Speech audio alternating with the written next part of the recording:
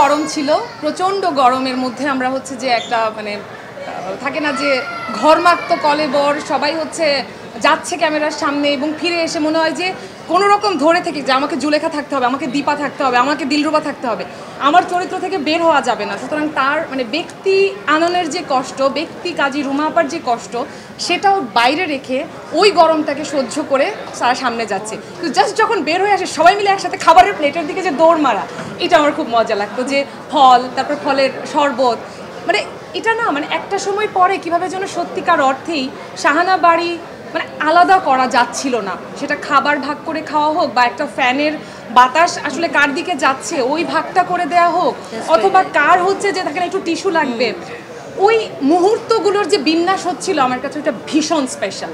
গল্পের জন্য করতে মানে এটা একটা দারুণ ব্যাপার। আমাকে লিসাপা হচ্ছে একদম মানে প্রথমেই বলে দেন যে আমি তোকে কোনো আঞ্চলিক ভাষা হচ্ছে তোর উপর চাপিয়ে দিব বা তোকে বলতে বলবো, সেটা কোথাও কোথাও আরোপিত লাগতে পারে, তুই তোর এলাকার আঞ্চলিক ভাষাটা পারিস।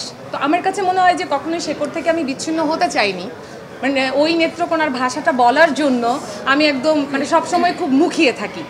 যখনই না আপা হচ্ছে আমাকে বললেন যে তুই তোর ভাষায় কথা বলতে পারিস, এটা আমার জন্য একটা সুবর্ণ সুযোগ ছিল। কিন্তু দীর্ঘদিন হচ্ছে কলেজ, বিশ্ববিদ্যালয় বা এই সময়কার কাজ ঢাকাতে থাকার জন্য হয় কি যে পুরোপুরি ওই নেত্রকোনার যে আঞ্চলিক টান বা প্রতিটা শব্দ ধরে ধরে কাজ করা, ওইটা পারছিলাম না। আমি বাড়িতে গিয়ে কল করি যে আমার খালাম্মারা কোথায় আছো, সবাই বাসায় আসো। এক একজন এক এক জেলায়, তারা সবাই ঢাকায় আসলেন, আমার আম্মা ঢাকায় আসলেন, আমার নানু ঢাকায় আসলেন। সবাইকে আমি বিছানায় বসাই বলি যে এই যে হচ্ছে স্ক্রিপ্ট, বাড়ির নাম শাহানার, পুরো লাইন ধরে ধরে আমি যাব, তোমরা বলবা যে কোন শব্দটা নেত্রকোনার আঞ্চলিক ভাষায় কি হয়। এইটা আমার জন্য ভীষণ বড় একটা জায়গা ছিল। আমি স্ক্রিপ্ট কেটে কেটে নেত্রকোনার ভাষায় হচ্ছে ওইটাকে লিখি এবং ওইটার ভেতর দিয়ে যায়। এবং এটাকে যে কী পছন্দ করেছে আমার নির্মাতা এবং আমার সহ মানে মানে এটাকে কী বলে মানে সাথে যারা আমার কাজ করেছেন তারা সবাই ভীষণ পছন্দ করেছেন। এটা খুব মজার একটা ব্যাপার যখন হচ্ছে মানে এটা সবাই দেখতে আসতে পারে, মানে মানে যার হচ্ছে যে দীপার মানে ওই জার্নিটার ভেতর দিয়ে যে যাচ্ছে সেই মেয়েটা দেখতে আসতে পারে, দিলরুবা খালাম্মা যিনি উনার যাত্রার ভেতর দিয়ে যাচ্ছে ওই বয়সের মানুষটা আসতে পারে, কিংবা জুলেখার যে বাস্তবতা, সমাজ বাস্তবতা, সেটার ভেতর দিয়ে যে যাচ্ছেন সে আসতে পারেন।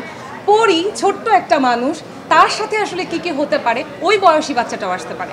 তো আমার মনে হয় যে বাড়ির নাম শাহানা আসলে কোনো একটা বয়স কিংবা কোনো একটা পেশা বা কোনো একটা হচ্ছে নির্দিষ্ট ধর্ম বা কোনো একটা নির্দিষ্ট সমাজ কিছু না, সবাই এই সিনেমাটা দেখতে পারে তার তার জায়গা থেকে। মা নিয়ে যাবে মায়ের অনুভূতি, মায়ের যাত্রা, মায়ের সংকটের ভেতর থেকে তার ভেতরকার উপলব্ধি, ওই মেয়ে নিয়ে যাবে হচ্ছে তার জায়গাটা। তো বাড়ির নাম শাহানা দেখতে আসার আমার বলার একটাই কারণ, আপনি আপনার বোধের যে অংশটুকু এখান থেকে নিয়ে যাওয়ার জন্য আপনার বয়সে দাঁড়িয়েই আসুন।